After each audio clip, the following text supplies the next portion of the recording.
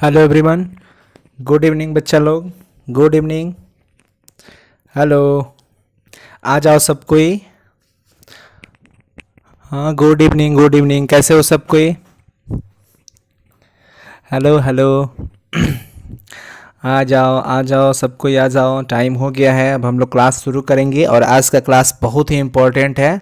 आपके काव्यखंड का लेसन 11 तक हम लोग पहुंच चुके हैं। बहुत ही मज़ेदार क्लास आज भी होने वाला है रोज़ की तरह, और प्रयास रहेगा कि रोज़ से बेहतर हो, आनंददायक हो और स्टोरी अच्छे से आपके दिमाग में आसानी से चली जाए। प्यारे नन्हे बेटे को आज का टॉपिक जो है वो हमारा होगा बच्चा पार्टी। जैसा आप अभी देख रहे हो स्क्रीन पे, प्यारे नन्हे बेटे को, बहुत ही सुंदर स्टोरी है, बहुत ही सुंदर है।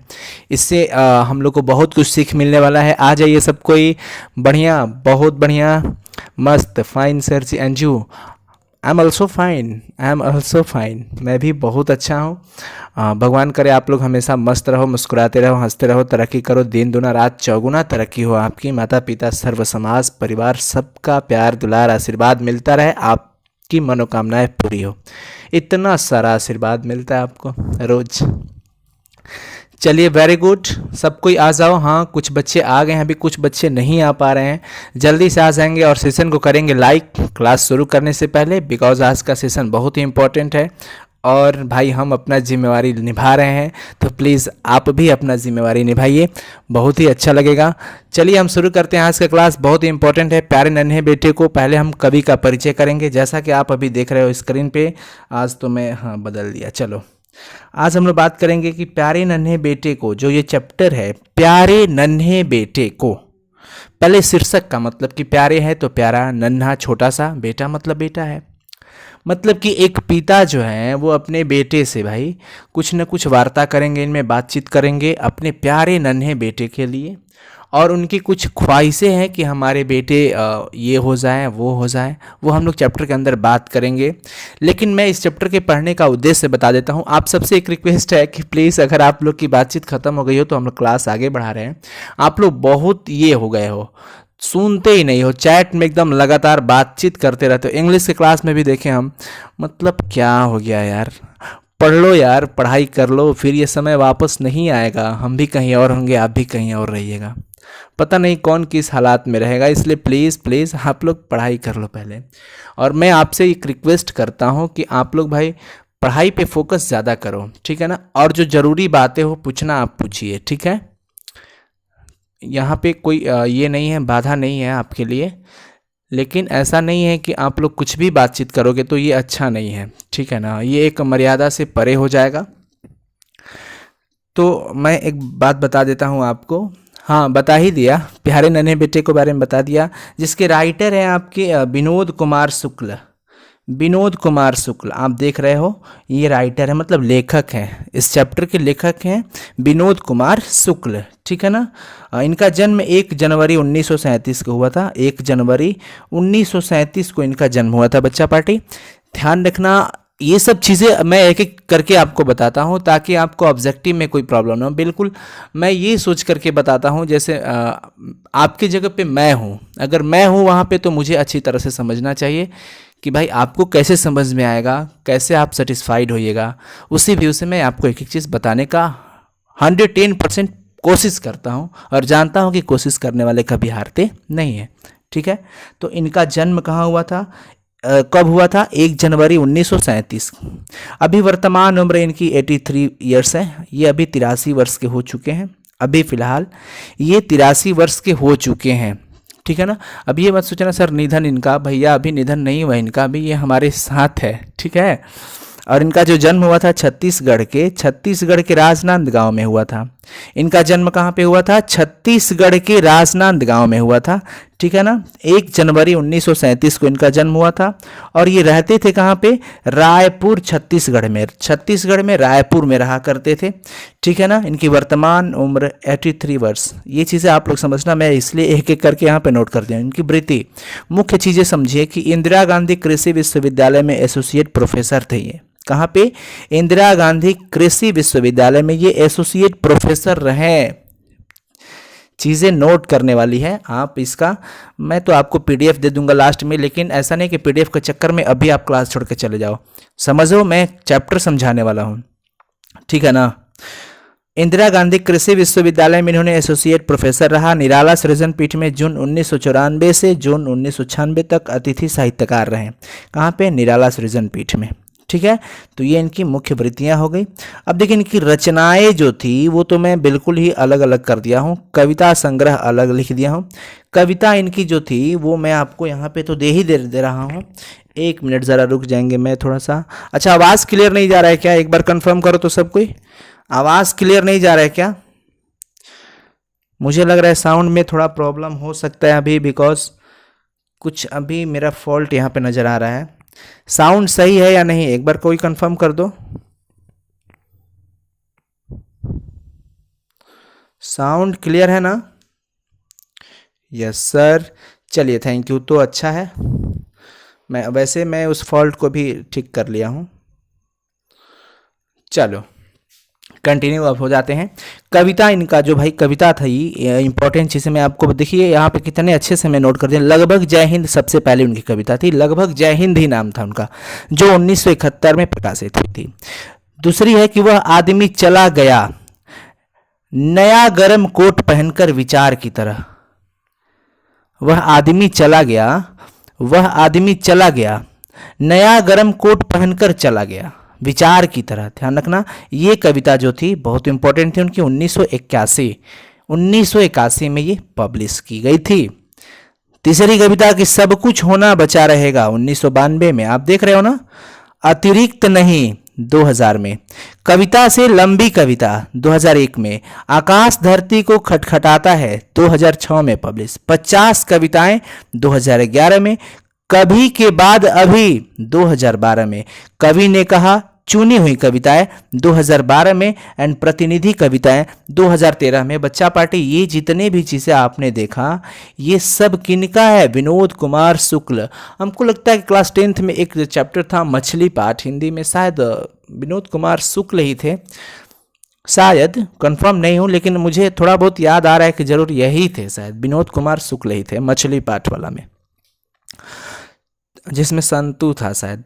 हाँ, तो इनकी कविता संग्रह की अगर हम बात करें कि इनकी लेखक विनोद कुमार शुक्ल की, तो ये कविताएं हैं इनकी जो कि मैं आपको ये बता दिया कि ये कब कब पब्लिश की गई थी, सन के साथ में आपको यहाँ पे दे दिया हूँ। ठीक है, और सबसे खुशी की बात यह, मज़े की बात है, सबसे मज़े की बात यह है कि ये जो चैप्टर हम लोग पढ़ रहे हैं प्यारे नन्हे बेटे को, वो इस कविता से लिया गया है। कहाँ से लिया गया है? इस कविता का एक पार्ट है।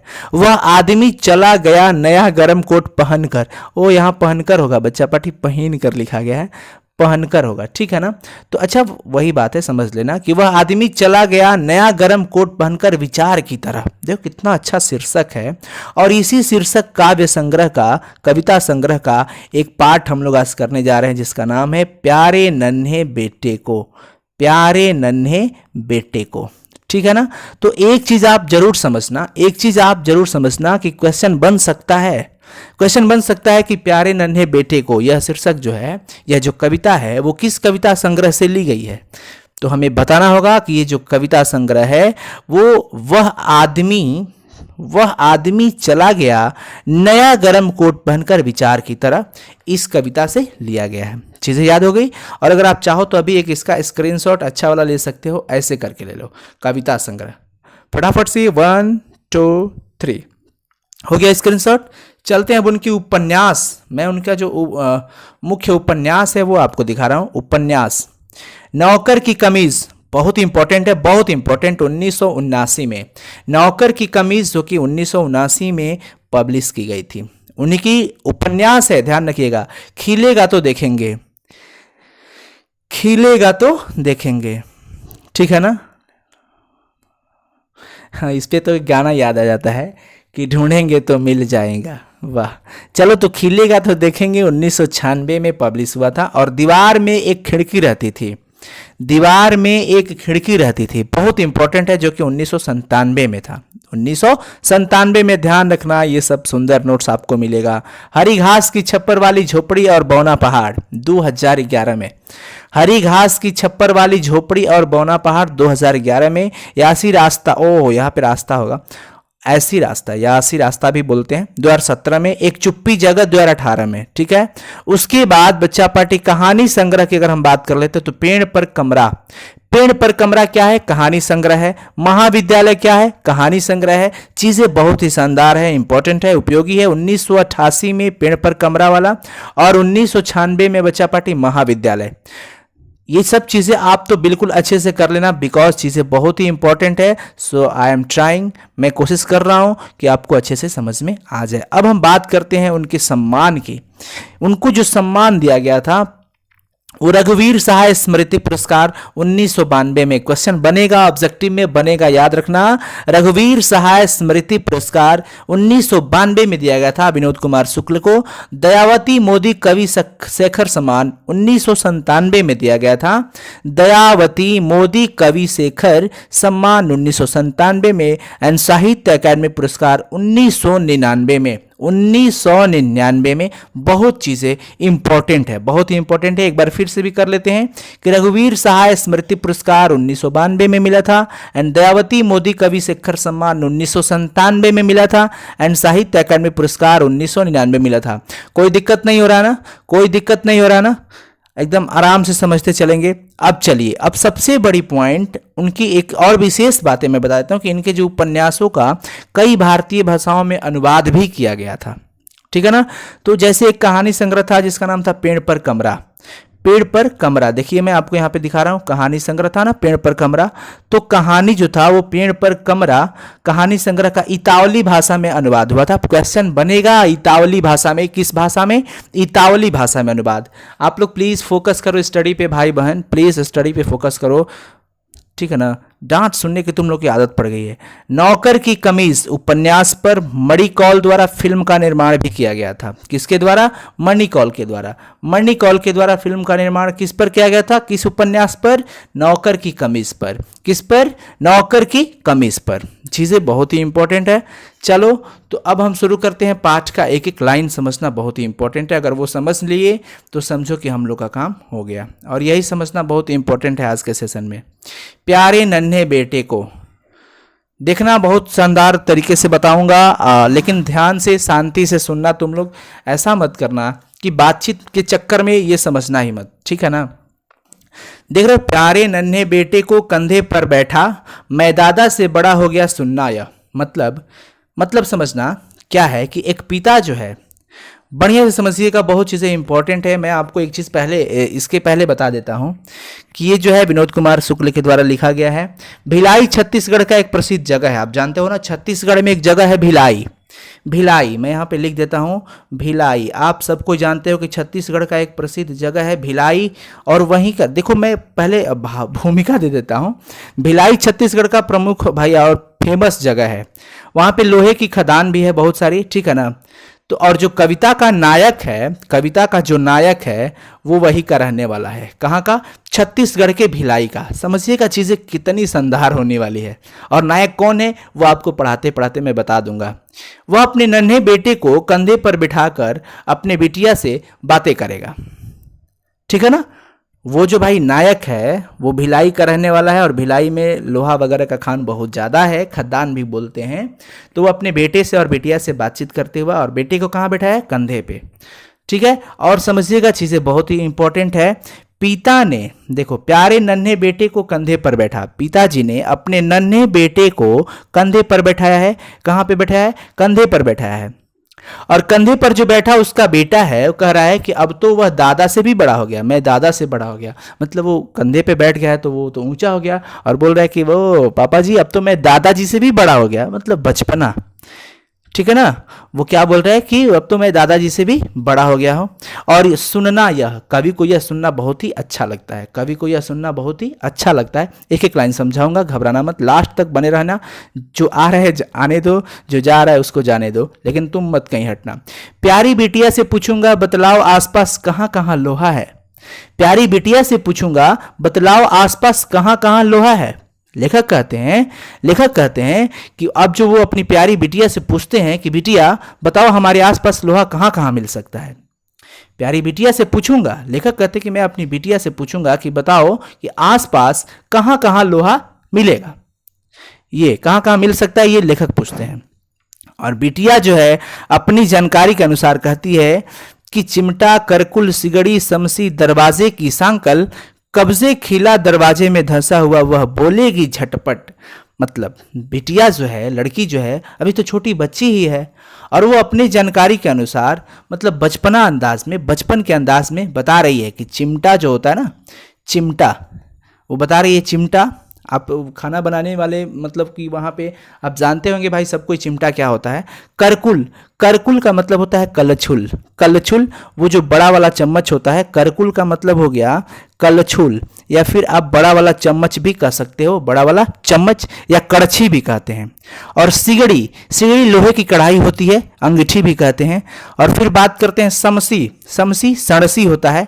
सांकल, सांकल का मतलब जंजीर, यानी कि बेटी जो है वो अपने हिसाब से बता रही है कि पापा, पापा तो पूछे उससे कि बिटिया बताओ आसपास हमारा लोहा कहाँ है, कहाँ कहाँ लोहा है, तो बता रही है कि पापा चिमटा, कलछुल, सिगड़ी, समसी, समसी मतलब क्या हो गया, सड़सी।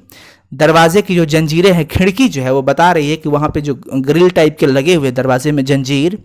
कब्जे, कब्जा आप जानते हो ना कि वो जो फ्रेम होता है जिसमें भाई दरवाजे लगाए जाते हैं, उस फ्रेम के साथ उस दरवाजे को मतलब कि ज्वाइंट किया जाता है तो वो कब्जा होता है, ठीक है ना। तो उस कब्जे, वो बता रही है बच्ची अपने हिसाब से कि पापा चिमटा, कलछुल, सिगड़ी, समसी और दरवाजे की जो जंजीरें हैं, कब्जे हैं, खिला दरवाजे में खिला दरवाजे में धंसा हुआ वह बोलेगी झटपट। खिला का मतलब खील, और खील का मतलब लंबा वाला जो कांटी होता है ना, मोटा कील, कील भी बोलते हैं, कील, कांटी। वो बोल रही है कि कब्जा, सांकल, ये सारा चीज जो है ना, और साथ में खिला दरवाजे में धंसा हुआ, दरवाजा के अंदर जो मोटा वाला बड़ा वाला काटी गया है, वो सब तो लोहा है। बच्ची यह झटपट से बोल देती है। बच्ची अपने हिसाब से बचपना के अंदाज में झटपट से ये जवाब दे देती है। समझ में आया ना।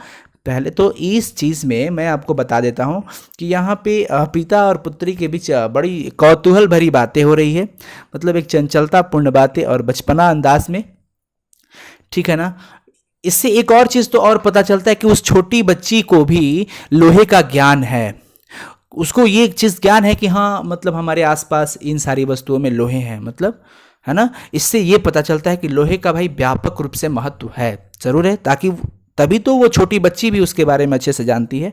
और यहाँ पे मैं अगर आपसे पूछूं कि बाबू यहाँ पे कहाँ कहाँ लिखा है, इसमें कौन सा अलंकार होगा, कहाँ कहाँ में कौन सा अलंकार है, आप सबको ही बता दो तो फिर आगे चलते हैं। कहाँ कहाँ में कौन सा अलंकार है, कहाँ कहाँ में कौन सा अलंकार है, चीज़ें बहुत इंपॉर्टेंट है, जल्दी से बताओ तब हम आगे बढ़ेंगे। फिर चैटिंग करते हो केवल तुम लोग और क्वेश्चन पूछते हैं तो इतना जल्दी जवाब क्यों नहीं देते हो।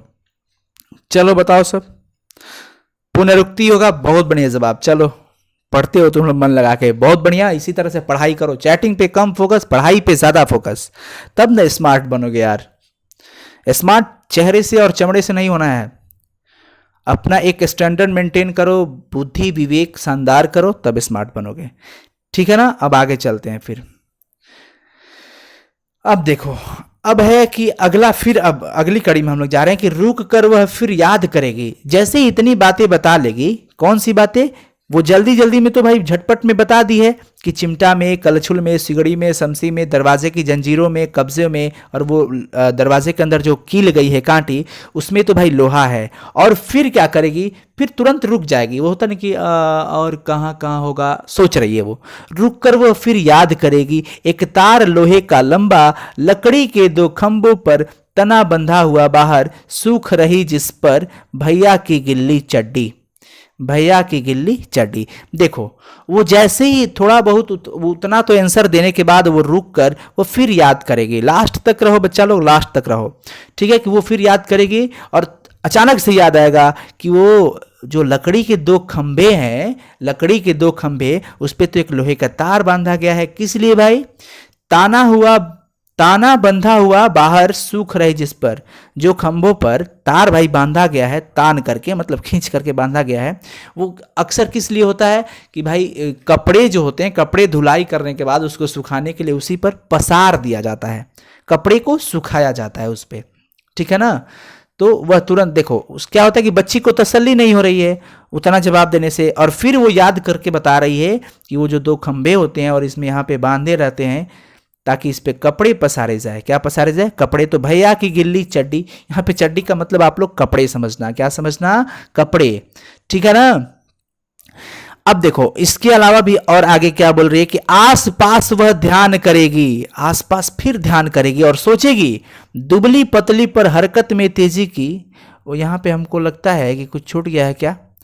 एक लाइन छूट गया है, क्योंकि हम अभी पूरी तरह से नहीं बता पा रहे। एक लाइन छूट गया है बच्चा पार्टी, मैं अब अभी बता देता हूं आपको। भैया की गिल्ली चड्डी के बाद है कि फिर एक सेफ्टी पिन साइकिल पूरी, फिर एक सेफ्टी पिन, और तुरंत से वो याद करेगी वो छोटी सी सेफ्टी पिन जो होती है वो भी लोहे की होती है, उसमें मतलब लोहा की मात्रा है, और साइकिल भी पूरी, ये उसको याद है कि पूरा जो साइकिल है ना वो भी लोहे की ही है। उसके बाद देखिए, आसपास वह ध्यान करेगी और सोचेगी, आसपास तुरंत वो ध्यान लगाएगी और सोचेगी कि कहाँ कहाँ पे लोहा है। देखने में तो वो लड़की दुबली है, पतली है, पर हरकत में तेजी है उसकी।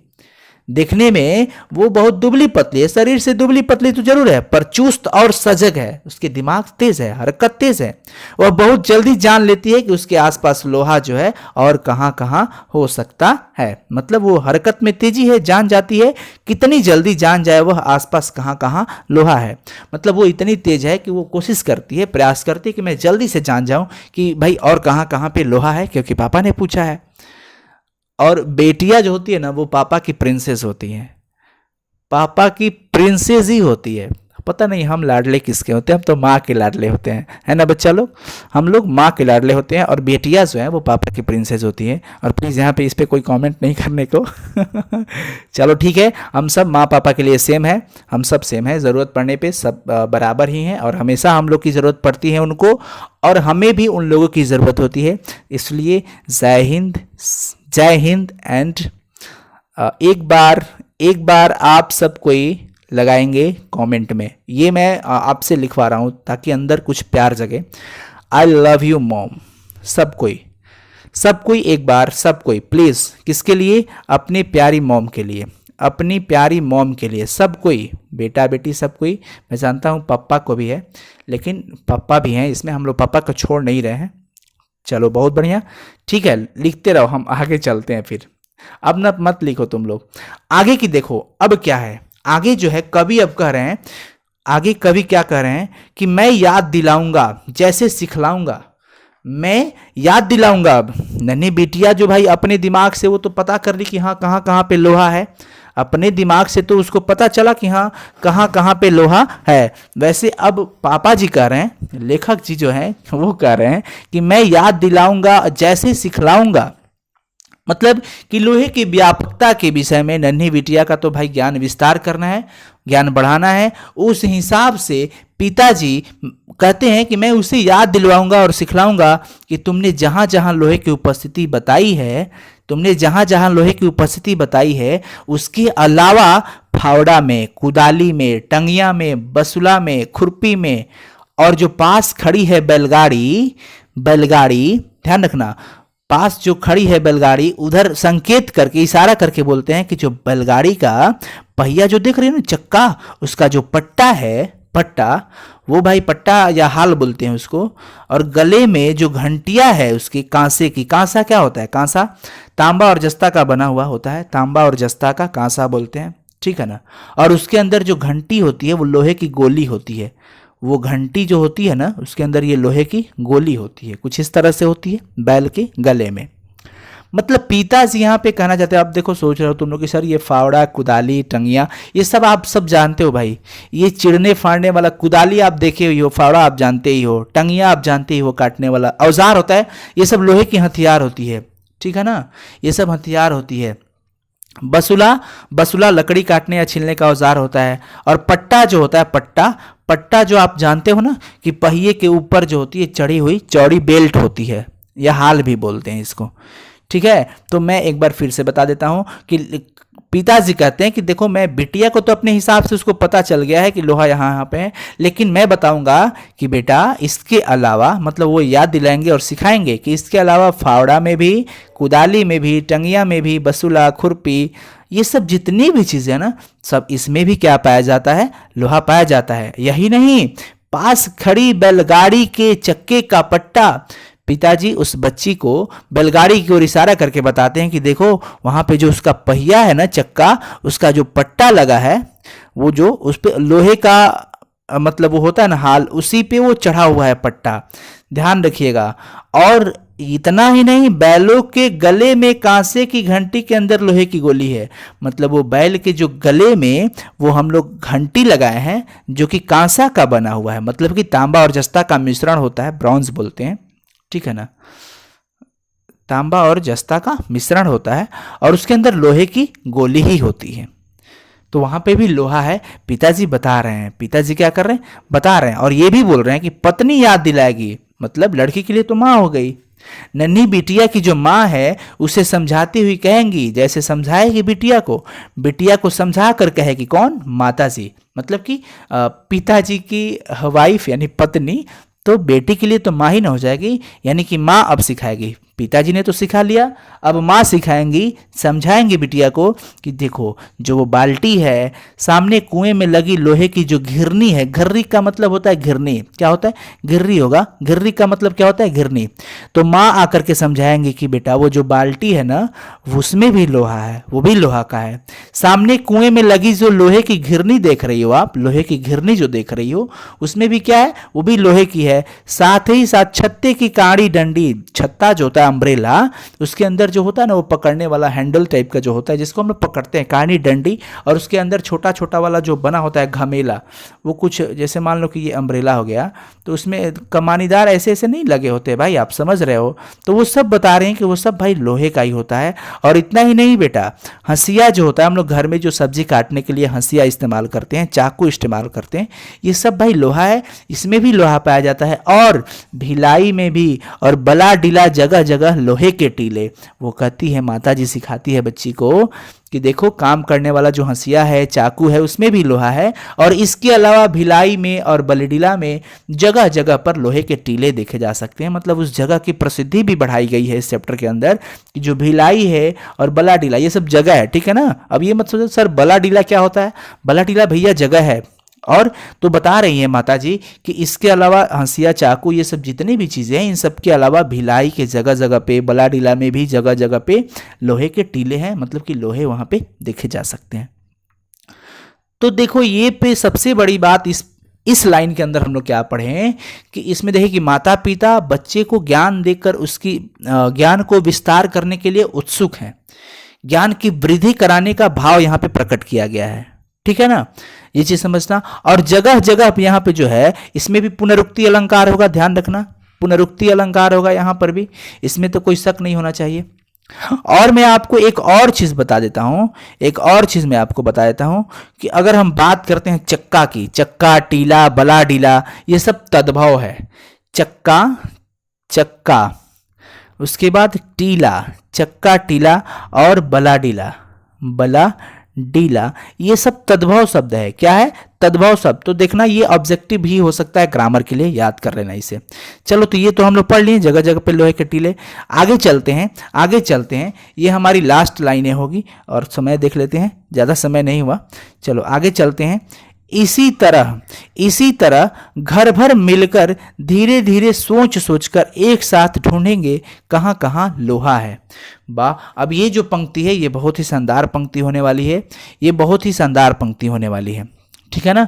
नन्ही बिटिया, उसके पिताजी और माँ, अब सभी इसी तरह घर भर मिलकर, मतलब कि घर के सभी लोग मिलकर आसपास अपने लोहे की उपस्थिति बता देते हैं। उसके बाद लोहे की सारी जगह पे व्यापकता के विषय में अब सभी धीरे धीरे सोचेंगे तथा लोहे की खोज करेंगे कि इन सब के अलावा लोहा और कहाँ कहाँ है। उन्हें लगता है कि लोहा कदम कदम पर व्याप्त है, उन्हें लगता है कि लोहा जो है वो कदम कदम पर व्याप्त है, पाया जाता है, ठीक है ना। उनकी घर गृहस्थी में जितने भी इस्तेमाल होते हैं पदार्थ, प्रायः उसमें लोहा है। वे महसूस करते हैं, देखना बहुत ही शानदार, इस घटना से उस घटना तक, मतलब कि हर जगह पे, इस घटना से उस घटना तक, मतलब वो बता रहे हैं कि कदम कदम पर लोहा है, ठीक है, कि हर वो आदमी, अब देख लो ये जो लाइन है ना बड़ी शानदार है, कि हर वो आदमी जो मेहनत कश लोहा है, ये पंक्ति बहुत ही शानदार पंक्ति है और यहाँ लेखक यह बताना चाहते हैं वे महसूस करते हैं कि परिश्रम करके अपनी जीविका भाई कमाने वाला आदमी भी सर्दी गर्मी वर्षा हर विपरीत परिस्थितियों में वो काम करता है ना, और वो भी लोहे के समान ही ठोस और मजबूत बन जाता है। हर वो आदमी जो मेहनतकश लोहा है।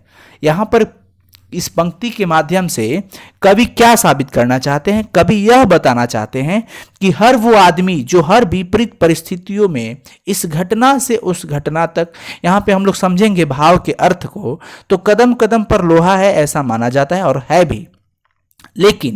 लेकिन कवि क्या बताना चाहते हैं? लेखक बताना चाहते हैं कि हर वो आदमी जो अपनी जीविकोपार्जन के लिए, अपना जीवन चलाने के लिए कहीं ना कहीं कुछ ना कुछ काम करता है। और ऐसा नहीं कि बरसात आया तो भाई वो काम करना छोड़ दिया, मतलब वो भूखे रहेगा, ऐसा नहीं है। हर वो विपरीत परिस्थितियों में काम करता है।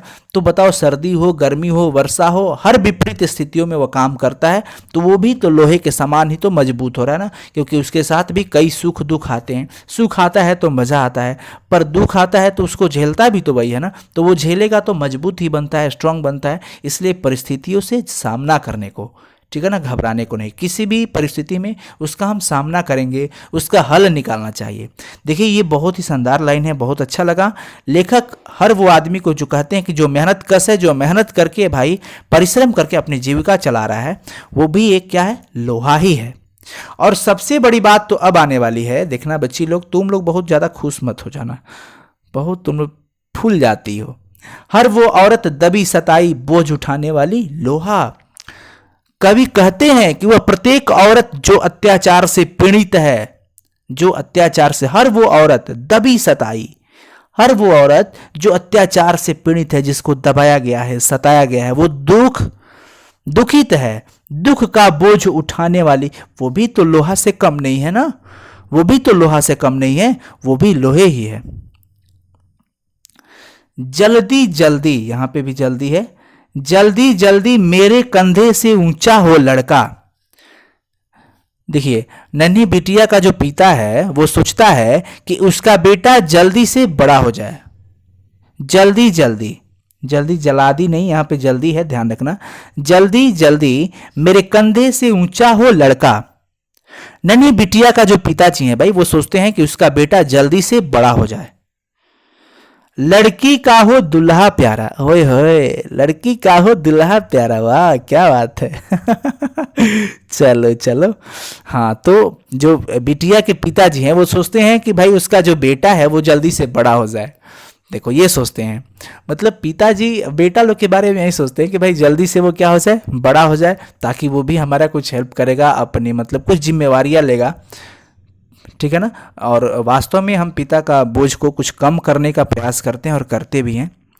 मतलब जल्दी जल्दी मेरे कंधे से ऊंचा हो लड़का।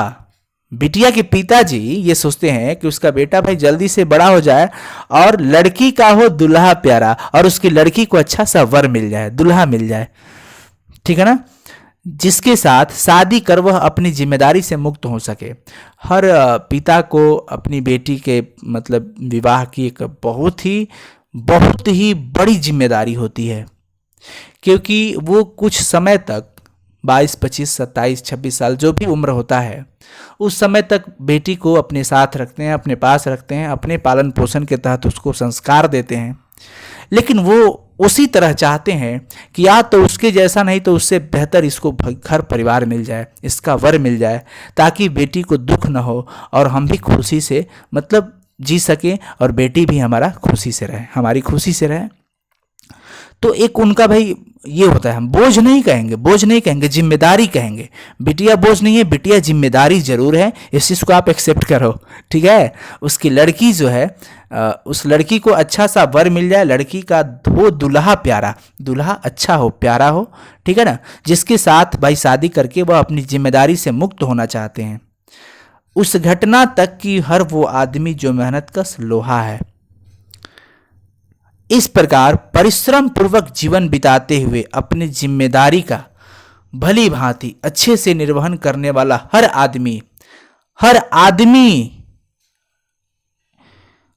आदमी जो मेहनत कर रहा है, अपना परिवार का भाई पालन पोषण कर रहा है, चला रहा है, आज तक एक चीज़ देखना कि कभी भी आप अपने माँ पापा से कुछ भी मांगते हो कि पापा से तो डायरेक्ट मांगने में कभी कभी आप लोग डर भी जाते हो, सब कोई ऐसा होता है, लेकिन सब कोई नहीं होता है, मतलब कुछ ना कुछ होता है। जितना हम मम्मी से खुल के रह सकते हैं ना, उतना पापा से नहीं रह पाते हैं, और फ्रेंडली हो जाते हैं तो पापा के साथ भी रहते हैं।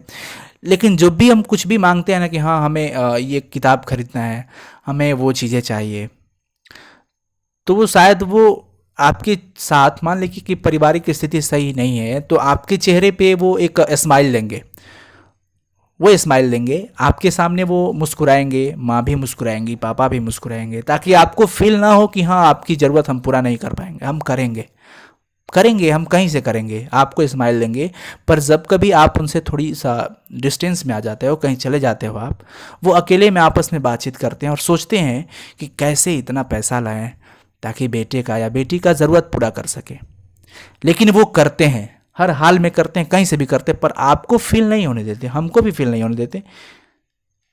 तो हर माँ पापा की यही इच्छा होती है, वो कहीं ना कहीं से करते हैं और आपको पता भी नहीं चलेगा कितने कष्ट से वो चीज़ें करते हैं। इसलिए मैं आप सबसे एक गुजारिश करूँगा कि कभी भी माँ पापा के साथ झूठ नहीं बोलने को, और उनके जो होता है ना, मतलब माँ का जो भाई कोख, माँ का गर्भ, जिस गर्भ में वो हमारी पालन पोषण की है, उस गर्भ का लाज बचाए रखना है, और पापा के पगड़ी का शान बचाए रखना है, मतलब सर के ताज उनका न झुके हर स्थिति में, ये हम सबको बचाना है। वो चाहे बेटी हो या बेटा हो, हर बेटा बेटी से हमारा यही रिक्वेस्ट होगा, एक सजेशन भी होगा कि आप लोग कोई ऐसा काम न करें जिससे माँ के गर्भ में दाग हो और पापा के सर के ताज पगड़ी पे दाग हो, कभी नहीं होना चाहिए। ठीक है, आप उनकी ज़रूरत को, आप उनकी मन को आंको, देखो वो चाहते क्या हैं, वो आपसे क्या उम्मीद करते हैं, उस उम्मीद पे आप खरे उतरने का प्रयास करो, उनका विरोध मत करो। ठीक है ना। तो यहाँ पे एक चीज़ मैं आपको बता दिया, और सबसे बड़ी बात यहाँ पे लेखक कह रहे हैं कि हर वो आदमी जो मेहनत कश लोहा है, हर वो आदमी जो मेहनत कर रहा है, जीविका चला रहा है, वो भी लोहा है, और साथ ही साथ हर वो औरत जो दबी सताई, जिसके साथ अन्याय होता है, अत्याचार होता है, वो सहती है, दुखों का बोझ उठाती है, वो औरत भी लोहा है। बोझ उठाती है ना, वो भी क्या है, लोहा ही है। यानी कि लोहा हमारी जिंदगी और संबंधों में भी बह रहा है। और साइंस के व्यू से बात करें तो हमारे अंदर जो मानव शरीर है ना, इसके अंदर ब्लड में आयरन की मात्रा भी पाई जाती है, रियल है। ठीक है ना, आयरन की मात्रा हमारे बॉडी में भी है। और इस कविता को पढ़कर ऐसा लेखक ने हमें आभास दिला दिया, ऐसा साबित कर दिया कि लोहा हमारी जिंदगी और संबंधों में भी बह रहा है। लोहा जो है हमारी जिंदगी और संबंधों में भी क्या है, बह रहा है। ऐसा लेखक ने हमें आभास ही नहीं, साबित कर दिखाया। ठीक है, तो भाई आप सबसे जो मैंने रिक्वेस्ट किया उस पर ज़रूर आप लोग फॉलो करना। और ये चैप्टर मतलब ख़त्म हो गया, अब इसमें कुछ नहीं है पंक्ति, ये सारी पंक्ति ख़त्म हो गई, और हम लोग करेंगे इसका क्वेश्चन आंसर भी। और इसके अंदर मैं बता दूं आपको कि जो धीरे धीरे वर्ड आया, धीरे धीरे सोच सोच कर भी एक जगह पे आया था, मैंने नोटिस किया, मैं आपको दिखा देता हूँ। देखिए मैं आपको दिखा रहा हूं, धीरे धीरे सोच सोच कर। तो धीरे धीरे जो है, धीरे धीरे में अनुप्रास अलंकार होगा, सॉरी अनुप्रास नहीं यार, कहाँ चला गया दिमाग, पुनरुक्ति होगा। क्या होगा, पुनरुक्ति होगा। ठीक है ना, पुनरुक्ति अलंकार होगा। धीरे धीरे कहाँ कहाँ पुनरुक्ति है, पुनरुक्ति है। ये सब चीज़ें ध्यान रखिएगा आप लोग, ये सब चीज़ों को आप ध्यान रखेंगे तो ठीक रहेगा। यहाँ पे जल्दी जल्दी था, तो जल्दी जल्दी भी क्या होगा, पुनरुक्ति अलंकार होगा। ठीक है ना। तो अगर आपसे क्वेश्चन पूछा जाए कि बिटिया से क्या सवाल किया गया, बिटिया से क्या पूछा गया, तो आप क्या कहोगे कि बिटिया से भाई उनके पिताजी ने पूछते हैं कि बेटा बताओ आसपास लोहा कहाँ है, यही ना। और बिटिया कहाँ कहाँ लोहा पहचान पाती है, तो बिटिया अपने आसपास लोहे की पहचान करती है और कहती है कि चिमटा, कलछुल, अंगीठी, सड़सी, दरवाजे के जो कब्जे हैं और जो जंजीरें हैं, सांकल, उसमें भी क्या है, उस कील जो लगी है, कांटी, वो सब भाई लोहे को पहचान करके वो बताती है। ठीक है बच्चा पार्टी, तो कल के सेशन में हम लोग इस चैप्टर का क्वेश्चन आंसर करने वाले हैं। तो आज का सेशन कैसा लगा और सीख मिला कि नहीं, आज के वीडियो में स्पेशल सजेशन मिला आपको, सबसे बड़ी बात है। तो आप लोग से एक रिक्वेस्ट होगा कि आप लोग भाई इस चैनल को ज़्यादा से ज़्यादा शेयर करें। अगर आपको अच्छा लगता है, आपको ऐसा फील हो रहा है कि हाँ हमारी हिंदी और इंग्लिश की ज़बरदस्त प्रिपरेशन हो रही है, तो आप प्लीज़ इसे शेयर करें। और टेलीग्राम में सुबह के और शाम के ज़बरदस्त क्विज़ कराए जा रहे हैं, ज़बरदस्त क्विज़ कराया जा रहा है। रात को क्लास के बाद 9:30 बजे के बाद वहाँ पे क्विज़ होगा। आप सब कोई जितने भी हैं साइंस आर्ट्स कॉमर्स जो भी हैं भाई, आप टेलीग्राम अपने मोबाइल में प्ले स्टोर से टेलीग्राम ऐप इंस्टॉल करें। इंस्टॉल करने के बाद उसमें साइंस संग्रह सर्च करें और ज्वाइन करें। ज्वाइन करने के बाद वहाँ पे पीडीएफ भी आपको मिल जाएगा, और पीडीएफ है भी बहुत सारा वहाँ पे, वीडियोज़ का लिंक भी मिल जाएगा प्रीवियस। और तो और सबसे बड़ी ज़बरदस्त बात कि जितने बच्चा लोग अभी ज्वाइन नहीं किए हैं टेलीग्राम को, ज्वाइन कीजिए क्विज़ के लिए सब विषय का क्विज़ वहाँ पे चल रहा है, ठीक है ना। तो कैसा रहा आज का क्लास जरूर कमेंट करके बताइएगा। I am waiting for your comment. Love you बच्चा party, good night to all of you and with sweet dreams. Good night होगा। और संस्कार अपना अच्छा रखो, खूब आगे तरक्की करो, फॉलो मत करो कि दुनिया किधर भाग रही है, गलत रास्ते को फॉलो मत करो, सही रास्ते को फॉलो करो। हम भी सपोर्ट करेंगे, जितना होगा हम आपके साथ हैं हर परिस्थिति में, आर्थिक रूप से लेकर के शारीरिक रूप से लेकर हर चीज़ में हम आपके साथ हैं। जो भी आपको मदद की जरूरत हो एक बार याद जरूर कीजिएगा। Thank you so much. Bye bye bye bye. Comment जरूर कीजिएगा और लाइक जरूर करना मेरे दोस्त। बाय।